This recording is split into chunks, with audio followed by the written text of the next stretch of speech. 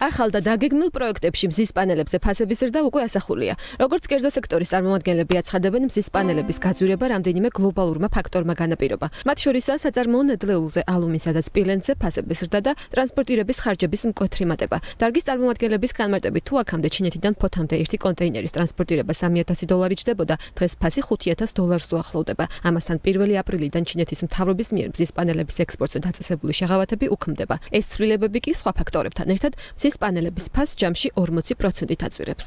შაშან სექტემბრის მონაცემებთან შედარებით დაახლოებით აგვისტო-სექტემბრის ფასთან შედარებით დაახლოებით 30-40%-ით არის გაძვირებული მზის პანელების ღირებულება.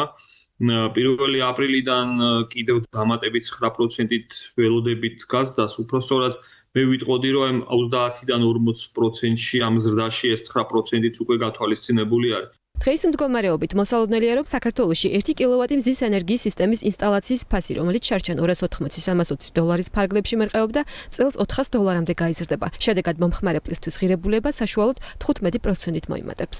ჩვენ კი ვცდილობთ მაქსიმალურად, რომ ჩვენი მარჟის დაკლებით ჩვენი მოგების დაკლებით რაღაც შეღავათი გავაკეთოთ, მაგრამ რამდენი უნდა მოვიკლოთ, ხო, ისედაც ეს ბიზნესი არის 10-15% მომგებიანობის, ხო? აქედან გამომდინარე, სადღაც ჩვენ ვარაუდობთ, რომ $400-მდე გაიზრდება კილოვატის ფასი. ფასების ზრდაზე არანაკლებ პრობლემად სექტორში სახელმწიფო უწყებების მხრიდან შენელებული მუშაობა სახელდება. დარგის წარმომადგენლების განცხადებით, ცალკეულ ინდუსტრიულ პროექტებში საპროექტო სამუშაოების სინქრონიზაცია და ნებართვების მიღება ხშირად თვეობით ჭიანურდება. ეს კი პროექტებს, რომლებშიც საბანკო სესხებია ჩართული, ფინანსურად აზარალებს. სესხით ვაკეთებთ ამას. ბანკს არ აინტერესებს პროცენტს ვიხდით, პროექტს თუ ვიწყებთ მაგალითისთვის და კომპანიას ნამდვილად თანხები აქვს, რესურსი აქვს, ყველაფერი აქვს, ხო? მან შეფერხება არ უნდა იყოს, სახელმწიფოს მხრიდან უნდა იყოს ძალიან აქტიური ჩართულობა და მუშაობა უნდა იყოს.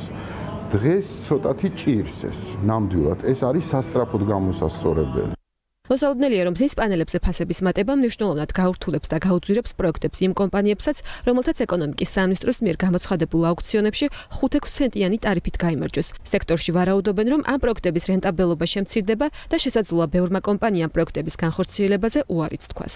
ბევრს გაწეული აქვს უკვე ხარჯები პროექტის განხორციელების, აქ ჩატარებული აქვს კვლევები, ზოგს მიერთების საფასური გადახდილი აქვს, ზოგმა მიწაც შეიძინა. ასე რომ ინვესტიცია გაწეული აქვს და ახლა პროექტი მინიმუმს ვიძახი დაახლოებით 15-დან 20%-მდე უძვირდება. ამ ახალი ფასებით მაინც მომგებიანი რჩება ჩვენი შეფასებით და ჩვენი გადათვლით, თუმცა ოღონდ ძალიან გრძელვადიან პერსპექტივაში. ანუ აქ არის საუბარი 10 წელი და მეტ, ასე ვთქვათ, მეტი, ასე ვთქვათ, უკუგების პერიოდზე. ამასთან დარგის წარმომადგენლების ინფორმაციით ეკონომიკის სამინისტრო განიხილავს, რომ მზისა და ქარის პროექტები პრიორიტეტებიდან ამოიღოს და მემორანდუმების გაცემა შეაჩეროს. დარგის წარმომადგენლებს ეკონომიკის სამინისტროში უთხრეს, რომ ენერგოსისტემის შეზღუდული შესაძლებლობების გათვალისწინებით სისტემას არ შეუძლია იმაზე მეტი ენერგიის ინტეგრირება, ვიდრე მოთხოვნაა. ამიტომ სამინისტრო განიხილავს ახალ მიდგომას, რომლის მიხედვითაც ქსელში ენერგიის სიჭარბის დროს პირველ რიგში მზის და ქარის სადგურები გაითიშება, ხოლო ჰესები მუშაობას ჩვეულ რეჟიმში განაგრძობენ. ეს კი მოსალოდნელია, რომ მზის ენერგიის სექტორის მიმზიდველობას შეამცირებს. სახელმწიფო სტრატეგია არის ის, რომ ჰიდროს ენიჭება პრიორიტეტი, იმ უბრალო მიზეზის გამო, რომ საჭიროა, აუცილებელია და ჩვენ გვაქვს ძალიან დიდი რესურსი, რომლის ათვისებაც კრიტიკულად გადამწყვეტია. განსაკუთრებით მნიშვნელოვანი არის რეზერვუარიანი და დამაგროვებელი ჰიდროელექტროსადგურები, რაც შეეხება მზეს და ქარს, ამ შემთხვევაში საუბარი არის შეზღუდვების პარიტეტზე. ძალიან მნიშვნელოვანია ამ დროს განსაზღვროთ და ვესაუბროთ მთავრობას იმისათვის, რომ პარიტეტი სწორად იყოს განსაზღვრული და დაცული იყოს ბალანსი მზესა და ქარს შორის. მზის ელექტრო სადგურების მეპატრონეებს, ანუ ინვესტორებს, ვისაც ამისი ასე ვთქვათ აშენება უნდა, მათთვის არის ეს ძალიან ცუდი ასე ვთქვათ მესიჯი შეტყობინება, რომ მათი ასე ვთქვათ გამოშვებული ელექტროენერგია არ იქნება სისტემაში ათვისებული. მეცაც გეტყვით, ანუ როგორ ხდება ეს სხვა ქვეყნებში.